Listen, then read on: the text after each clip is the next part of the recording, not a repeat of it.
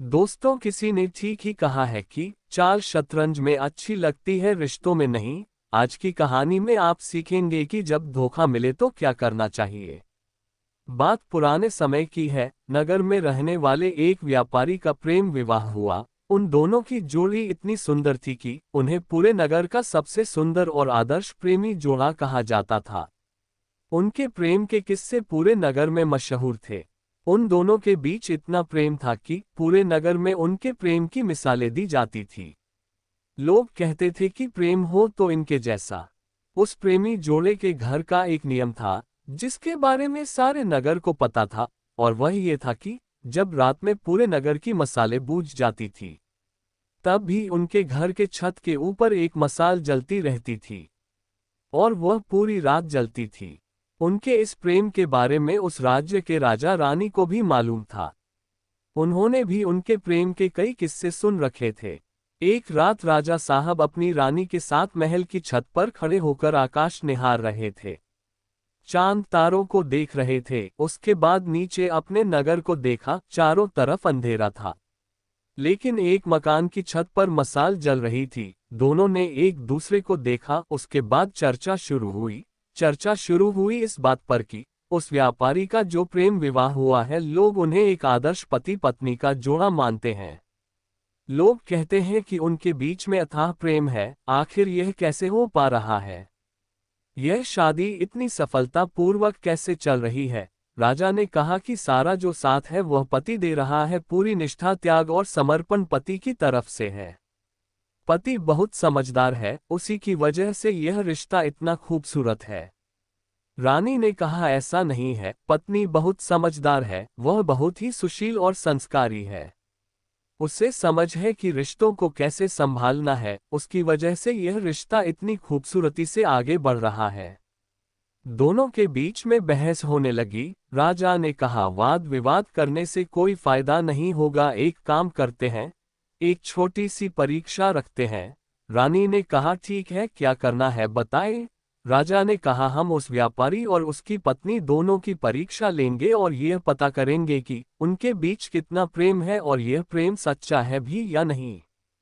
राजा और रानी ने मिलकर एक छोटी सी योजना बनाई। योजना के अनुसार रानी ने अपनी सबसे मुख्य दासी को अगले दिन एक संदेश के साथ उस व्यापारी के पास भेजा।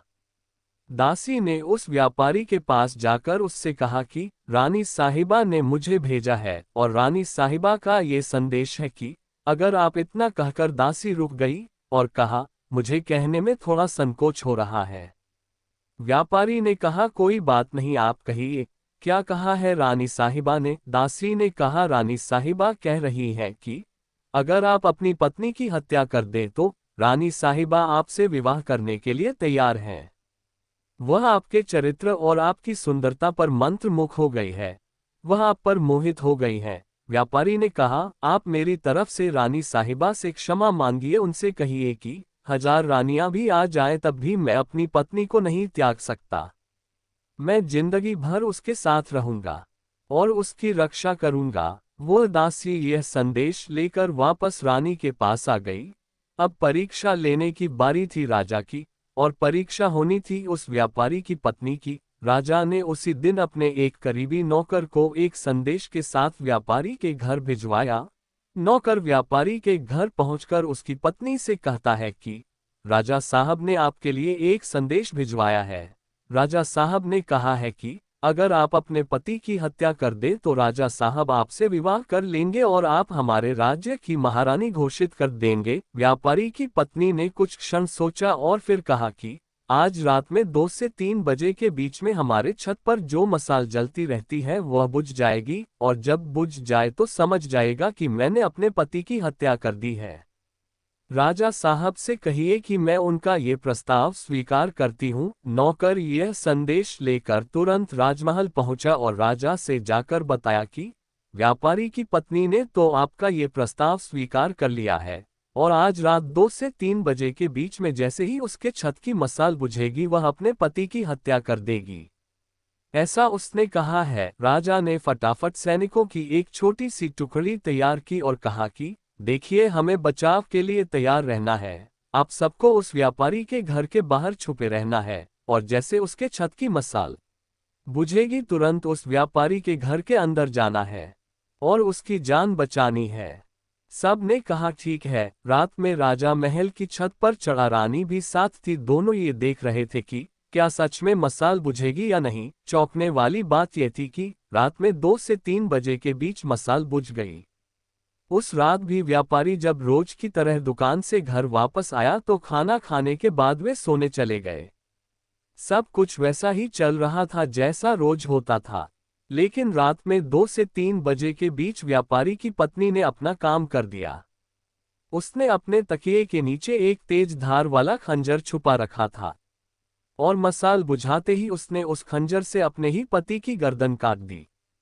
जैसे ही वह मसाल बुझी, राजा के सैनिक तुरंत खिड़की तोड़कर व्यापारी के घर के अंदर गए। उन्होंने उसकी पत्नी को तो गिरफ्तार कर लिया, लेकिन व्यापारी की जान को नहीं बचा जा पाए। ये खबर सुनने के बाद उस रात राजा को नींद नहीं आई। सुबह उसका दिमाग गर्म था, गुस्से में था। उसे खुद के ऊपर ही क्रोध आ रहा था कि मैंने ये क्या कर दिया, यह क्या हो गया। उसका महिलाओं को देखने का मन नहीं कर रहा था। उसे स्त्री जाति से नफरत हो गई थी।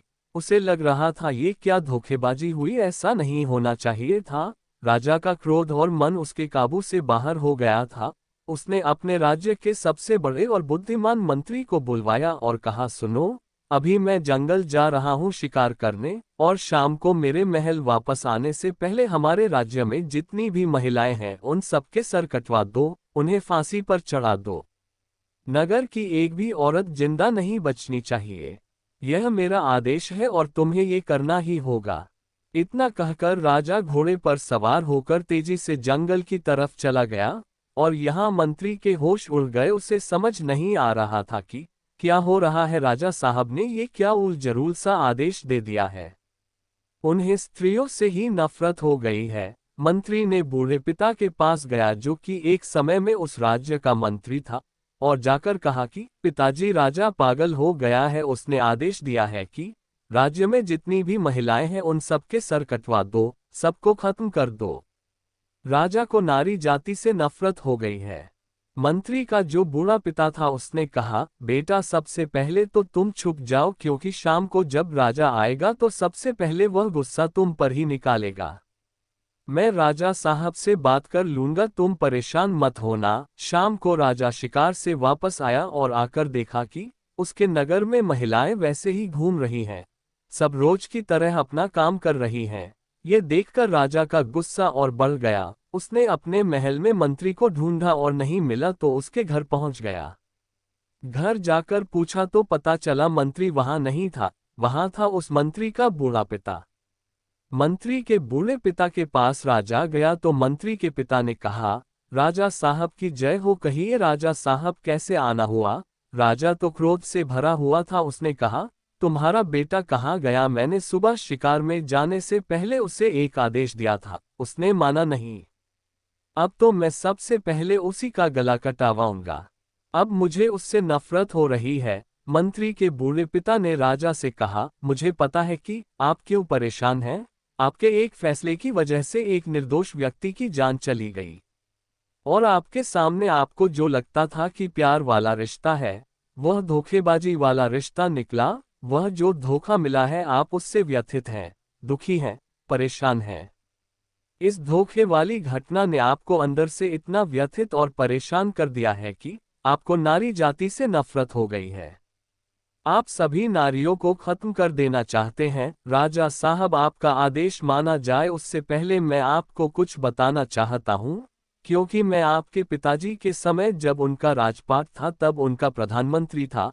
मैं आपको उस समय की एक घटना बताता हूँ, बस आप इस घटना को धैर्य से सुन लीजिए, आपको सब स्पष्ट हो जाएगा। राजा ने कहा, जल्दी बताइए जो भी बात आपके पास है। तो उस मंत्री के बूढ़े पिता ने, जो एक समय में उस राज्य का मंत्री भी था, उसने एक छोटी सी कहानी सुनाई। उसने कहा, राजा साहब, एक बार मैं आपके पिताजी के साथ शिकार के लिए निकला था। हम रास्ता भटक गए थे। मैं जंगल में अंदर की तरफ चला गया, बाहर निकलने का कोई रास्ता नहीं मिल रहा था। तभी मैंने देखा कि एक योद्धा अपने घोड़े पर सवार होकर मेरे पास आया, एक रस्सी मुझ पर फेंकी और मुझे बांधकर अपने साथ ले गया। मैंने बहुत अपने को छुड़ाने की कोशिश की, लेकिन वह बहुत ताकतवर था। मुझे पता नहीं था कि कहाँ लेकर जा रहा है। वो मुझे कब्रिस्तान में लेकर गया। जब वह मुझे कब्रिस्तान में लेकर गया तो मुझे लगा कि आज तो मेरी मृत्यु निश्चित है। वहाँ एक कब्र थी। उस कब्र के पैरों की तरफ उसने एक गड्ढा खोदना शुरू किया और मुझसे कहा कि चुपचाप इस काम में मेरा साथ दो। हमने मिलकर के वहां 2 कब्र खोदी। मुझे ये तो समझ आ गया था कि उनमें से एक में मुझे दफनाया जाएगा, मेरी मौत होनी निश्चित है। दूसरी में किसको दफनाया जाएगा मुझे पता नहीं था। वहीं पास में ही एक खंडहर था।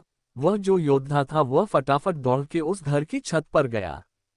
मैं भाग ना जाऊं इसलिए उसने मुझे घोड़े से बांध रखा था। खंडर घर की छत पर पहुंचकर उसने एक सर कटी लाश वहां से नीचे फेंक दी। मैं डर गया क्योंकि वह जिसकी भी लाश थी ऐसा लग रहा था कि अभी अभी उसकी हत्या की गई है। वह योद्धा उतर कर वापस नीचे आया और मुझसे कहा कि सुनो, इसको ना है वो जो एक कब्र वहां पहले से थी, उसके पैरों की तरफ वाले गड्ढे पर उस सरकटी लाश को दफना दिया गया।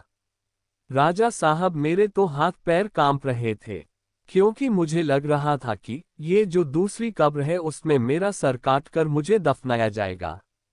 लेकिन उस योद्धा ने अपने मुंह पर जो कपड़ा बांधा हुआ था उसे हटाया।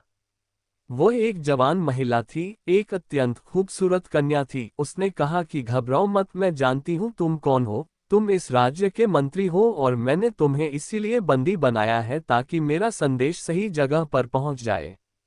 तुम इस राज्य के राजा को जाकर मेरा संदेश देना कि उनके एक राजकुमार ने मेरी हंसती खेलती जिंदगी को बर्बाद कर दिया। वह राजकुमार मुझे पाना चाहता था, इसलिए उसने मेरे पति की हत्या कर दी। यह मेरे पति की कब्र है, जिसके नीचे एक और कब्र हमने खोदी है, और यह जो लाश है यह उसी राजकुमार की लाश है, जिसे अभी हमने दफना दिया है।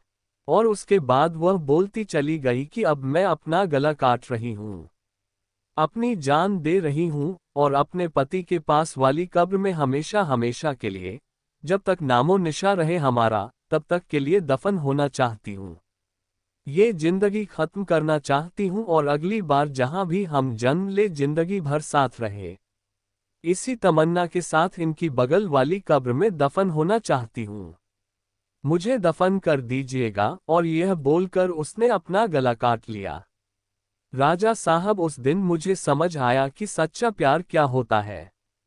उस औरत ने जिसने अपनी जिंदगी कुर्बान कर दी अपने मृत पति के लिए, उसने मुझे सिखाया कि सच्चा प्यार क्या होता है। आप इस बात से दुखी और परेशान हैं कि उस व्यापारी की पत्नी ने उसे धोखा दे दिया। आप इस महिला के बारे में सोचिए जिसने अपने पति के लिए अपनी भी जान कुर्बान कर दी। सिर्फ एक महिला के विश्वासघात और धोखेबाजी की वजह से आप कहां सारी महिलाओं को खत्म करने चले थे। अपने फैसले को बदलिए राजा साहब। राजा को बात समझ आ गई और उसने अपना आदेश वापस ले लिया। कहानी बहुत छोटी है, लेकिन हम सबको एक बहुत ही महत्वपूर्ण संदेश देकर गई है। हम सब लोग जिनको जिंदगी में कभी ना कभी धोखा मिला है, उस वक्त हम अंदर से टूट जाते हैं और यह मानना शुरू कर देते हैं कि ये दुनिया बड़ी खराब है, ये धोखेबाज और चालाक लोगों से भरी पड़ी है। किसी एक व्यक्ति की वजह से जिसने हमें धोखा दिया है, हमें लगने लगता है कि यह लड़का खराब है। सारे ही लड़के खराब होते हैं, सारी लड़कियां खराब होती हैं, धोखेबाज होती हैं। हम हर इंसान को एक ही नज़र से देखना शुरू कर देते हैं। किसी एक धोखेबाज व्यक्ति की वजह से जिसने आपको धोखा दिया है, बाकियों को भी उसी तराजू में तोलना बंद कीजिए। जिंदगी में हमेशा याद रखिए, अगर इस दुनिया में बुरे लोग हैं तो अच्छे लोग भी इसी दुनिया में हैं। और अगर आपको एक जगह से धोखा मिल गया, आपका एक रिश्ता टूट गया, तो इसका मतलब यह नहीं है कि आपको हमेशा ही धोखा मिलेगा। जिंदगी में अच्छा साथ और प्यार जरूर मिलेगा, यह विश्वास रखिए। आए वीडियो अगर पसंद आया हो तो वीडियो को लाइक और हमारे चैनल को सब्सक्राइब करें और अपने दोस्तों के साथ शेयर करें। धन्यवाद दोस्तों।